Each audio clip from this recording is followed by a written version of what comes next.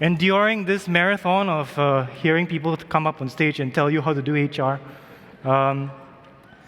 You heard that background. I've done a bit of everything. I just want to make a comment on the previous speaker from Indeed, Katie. When I listened to her speech, right, I felt like crying partly because what she said was inspirational, but about 40% of my content is identical. So I'm going to have to make some things up if you just bear with me, and I'll try to reshift a bit of the focus of what I'm going to share with you. I will try to reduce rhetoric and provide more solutions, practical advice, rather than tell HR people that this is the reality that you're living in.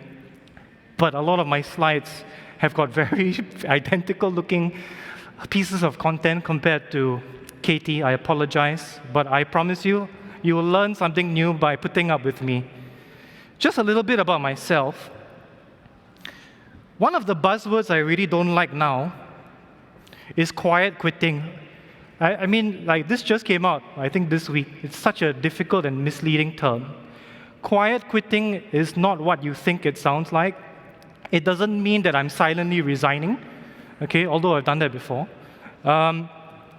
What quiet quitting means is you do the bare minimum, okay, maybe 90 to 100% of the effort that you put to your job, and then at 6 o'clock, you clock out and you have your own life, okay?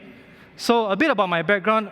I was quietly quitting in law school, and I realized that it wasn't exactly what I wanted to do. So straight off the bat, when I graduated, messed around a little bit in Australia, came back to Singapore, I'm a Singaporean, and decided that I wanted to do HR. So I ended up becoming an executive search consultant, which is a very fancy term of saying headhunter. And that's how I ended up doing HR technology, and that's how I also ended up doing programming. So a lot of my clients obviously are selling software as a service, and that got me interested. So law, HR, software engineering, and technology generally. Why I am talking about this skill set and my background is I come from a generation that is going to soon become the norm in your workforce. I'm not young enough to claim I'm Generation Z. Okay, I'm not 18, sadly, but I am a millennial, and I hate labels, but what that means is we're going to dominate your workforce if we haven't already. And while my background is diverse, that's the polite word, my friends just call me indecisive. Now, if you want to catch up with me, you can scan this QR code and, it does a Zoom calendar thing, we can talk. If there's anything that you disagree with my presentation, you can call me out on it privately. But I'll leave aside like 5 minutes for you to do Q&A if there's anything else you want to ask. Okay? Oh, whoops. Next slide. Okay. So these points have all been covered by Indeed.com. The workplace is evolving. That's nothing new. The thing that I want to emphasize about it is more than 60% of employees in APAC that we have surveyed say that if there isn't some kind of remote work option in your workplace, they won't even consider joining. So think about it for a second. Lee Hsien Loong, Singapore government, they've allowed everybody to return back to the physical office space as of February 2022. It's now August, and most of us are still either completely working from home or doing hybrid. And that's even though numbers have declined for COVID, and we don't actually have to stay at home anymore. Think about that for a moment. It's no longer the pandemic that's keeping us from returning to the office. Something else has shifted, and that shift is expectations. We're going to have to get used to it for the next foreseeable length of the future of working.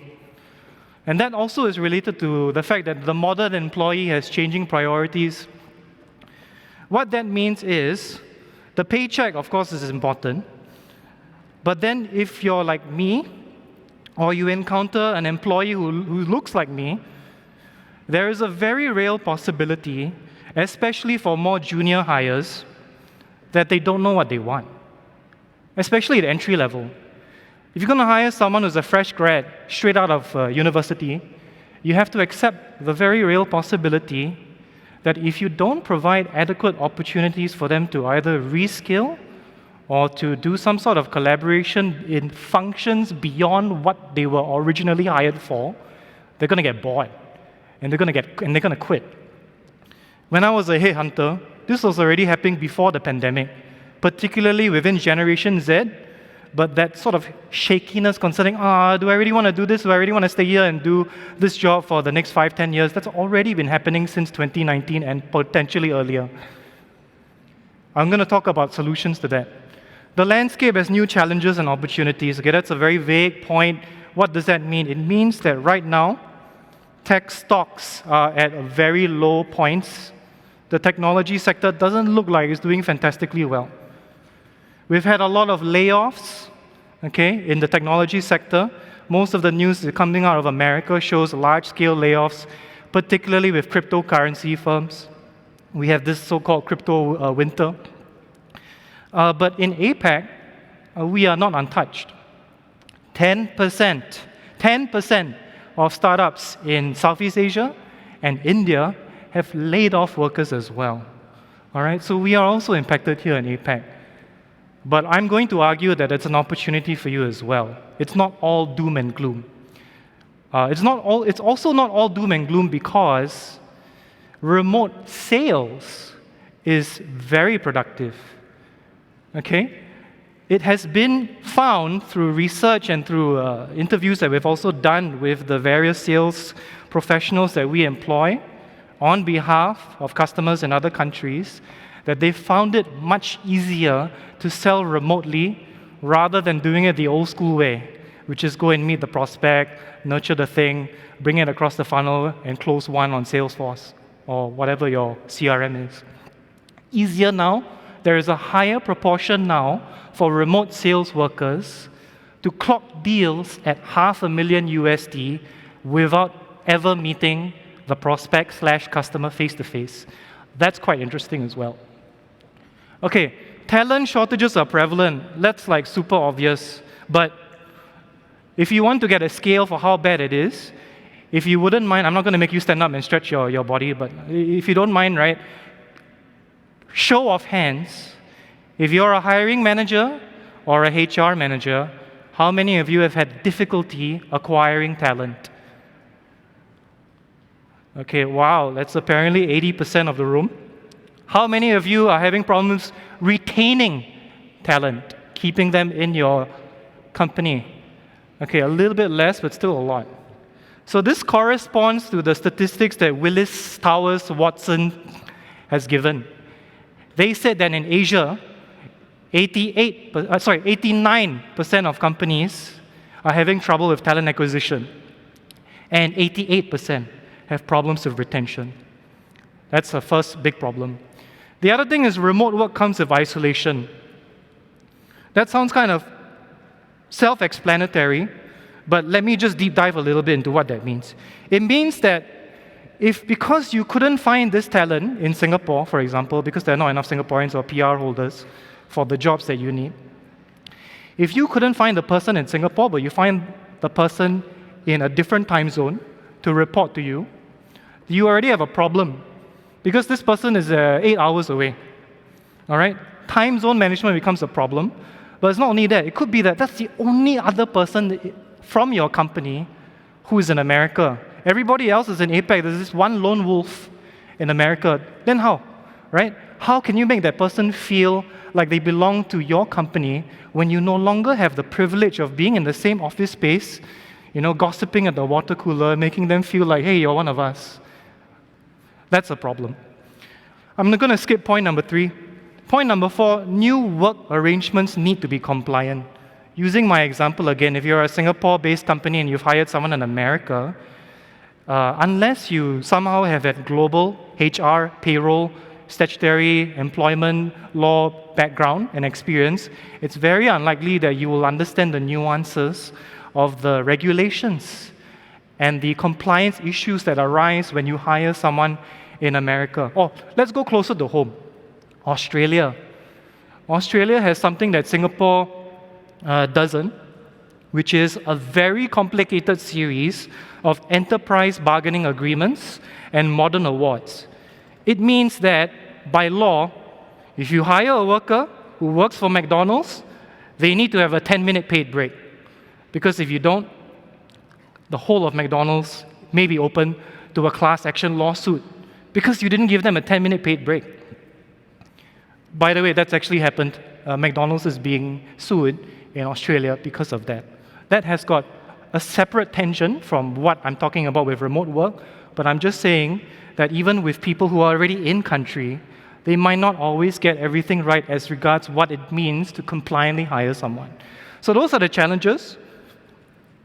And so then the question is, how can you solve them? The first thing is to keep people at the center. Keep people at the center. Very broad. The first thing about keeping people at the center is, since we already have established, and the previous speaker has also established, that it isn't just about money, it's also about job satisfaction and fulfillment. It's also about whether I have a work-life balance, whether you want to call that quietly quitting or not. It's not something I'm going to debate. Okay? And whether they're able to feel like you actually care. There is this very depressing statistic that I have concerning the confidence that executives have as regards whether employees actually feel that the C-suite care about them. So, only 56% of staff think that C-level care about them in APAC. That's depressing, okay? But there are ways to change that. So, this is the part where I try to give practical solutions, okay? The first situation is, in your company, if you've hired someone for a certain role, and you've done the minimum already, you've done career progression planning, you've been able to discuss with them expectations, the first thing is you have to accept the possibility that they may want to do more than their current function, especially if they come from my generation or younger.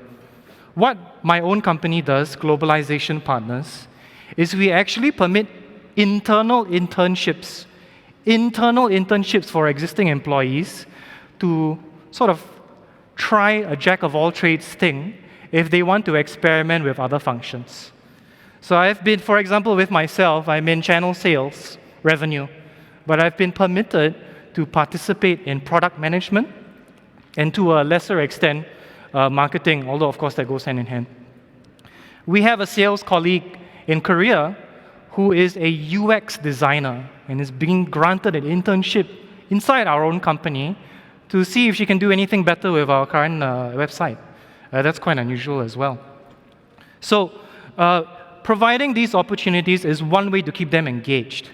The other thing as well is that from start to finish, right, we do everything possible to try to make them feel like you belong, even though you're the only person that we have in the whole company in country X. So from day one, we have a welcome pack for them. That's not earth-shattering, but the reason why we go through the trouble of distributing a global welcome pack system is because we want them to feel like they belong. It's not so much about the monetary value of the gift. Although, and I'm not saying that you can bribe employees with expensive gifts, unless that employee is Graham James Lin. But if you give them anything that makes them feel that you bothered and you cared, even if it's just a simple note from upper management that, hey, we really appreciate the fact that you took this trouble to go through our interview process and join us, your retention rate is going to increase. We currently enjoy over 90% of engagement inside our own company as well. So that's another element. The people at the center thing also relates to another point concerning mental health and well-being. Mental health and well-being. So there is a way for you to overcome this quite quickly.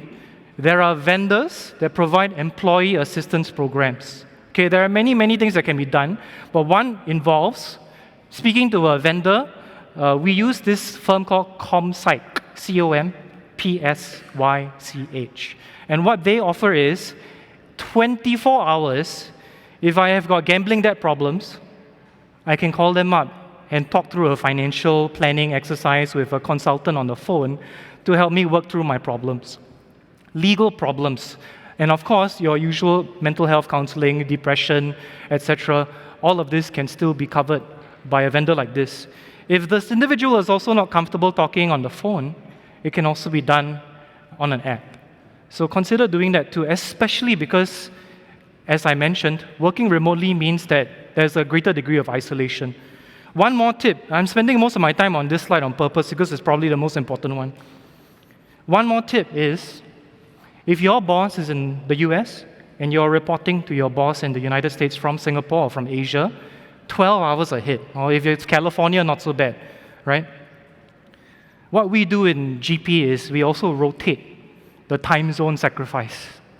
What I mean is, if my boss is in Boston, 12 hours away, this week I will stay up at 8 p.m. to talk to you. But next week, you need to wake up, you need to stay up at 8 p.m. to talk to me at 8 a.m. Have a roster because it becomes too tiring otherwise. I think there are a lot of companies that can stand to improve from that point. Okay, so that is what I wanted to share about that. Now, thinking outside the box, what that involves is, I already talked about all the layoffs, but the layoffs are not necessarily just a bad thing. It's also a reassessment for allocative efficiency with people that you can hire that you couldn't otherwise access before the tech crunch, before crypto winter, etc. You are now going to be able to have an easier time, in theory, to employ individuals who are now looking for work. But there's one thing I want to emphasize. Even though there is a greater labor pool, right? Ironically, you still see people complaining about talent crunch anyway. How come we can have retrenchments and we still somehow don't have enough people to hire? Where is that inconsistency propagating in the workforce? That inconsistency comes with the fact that even though tech workers get retrenched, they still want to take their time. Tech workers, non-tech workers, doesn't matter. Even though they've been laid off, a lot of staff or former staff are viewing retrenchment as an opportunity to just chill, okay? Because I've already finished the quiet quitting. Now I can just sit back and reassess, hey, do I still really want to continue in this vertical or this function? Even individuals who are jobless have got options. So that doesn't mean we can cut corners, even though there have been layoffs. It's not an excuse to underpay whoever it is that you may think you want to employ in the future, because there is still, ironically, a tech talent crunch, in particular tech, but across the board talent crunch, that seems to be able to sit alongside the retrenchments that have been happening in this region and globally. So then, in terms of thinking outside the box, what can you do to capitalize upon this? Now, traditionally, it's been very difficult to employ foreign employees in another country. Part of the reason is it's very difficult, not just in Singapore with employment passes, but in many other countries, to bring foreign talent to the local country or the local office. So one thing that can be done is, okay, if you can't bring them to Singapore, you can't bring them to the destination, keep them in the home country that they have got work rights in, employ them there, and report back to the manager in a different time zone. That is what we facilitate. How you can do that is by utilizing an employer of record, where we will provide the company for you to employ these individuals. There is more than one employer of record. What we will do differently is we have a HR team on the ground who speaks Bahasa Indonesia, Mandarin, Cantonese, Tamil, Hindi, Portuguese, Spanish, whatever language in nearly any part of the world. We have a subsidiary available to look after these individuals. So you can leave aside all of that headache, that drama I described with awards, enterprise bargaining agreements in Australia. Theoretically, you can bypass all of that by utilizing us. The fastest we have been able to employ a foreign employee in a place that the customer has never set foot in because of COVID, with an individual that they've only seen on Zoom calls, is 12 hours. But in general, it tends to be more like 3 to 5 days, maybe longer, especially if they require visa support, which we are able to do in some places, but not all. So that's one way you can capitalize upon it. There's another advantage for hiring remotely en masse. You have greater exposure to a diverse workforce. If you only ever hire from one nationality in one country, right, you risk having a homogeneous workforce that is going to only have a certain number of ideas. The plurality of opinions is best spread out when you have a diverse workforce. So that is another benefit. And a diverse workforce provides, according to research, a 50% increase in productivity and a slightly less increase in ROI with sales. Higher diverse, your company will be more successful. Okay, so that's all the time I have. I do have more points, but like I said, I had to shift it up a bit because a lot of it was identical to Indeed.com. I really appreciate your time, everyone. Thank you so much. If you'd like to contact me, please feel free to scan, and I'm happy to talk to you about anything I just discussed or anything else. In particular, if you're looking for any kind of expansion or HR support in Asia, or you just want a connection, even if it's not from us. Thank you very much, everyone.